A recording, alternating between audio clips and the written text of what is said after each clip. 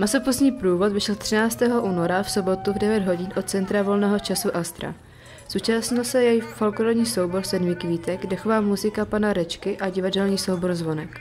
Dechovka hrála Cestou mrtvoly u Alberta a na náměstí, potom vystoupil soubor Sedmi kvítek s dětským pásmem a s dospělým pásmem Fašant, kde vlastně zakončili veselý masopust a měli tam folklorní tance. Zeptali jsme se, proč se masopust slaví právě v tomto čase. Masopust, to je začátek masopustního období a je to taková oslava toho, že končí obdoba veselí, plesů, zabíjaček, maso, jídlo, slivovice a sama zábava končí. V rámci akce také probíhala soutěž o nejlepší masky, které během průvodu hodnotila odborná komise.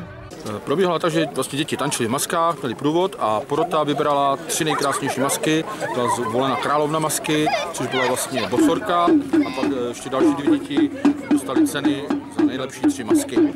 Závěr akce byl věnován především nakupování všemožných masopustních dobrot.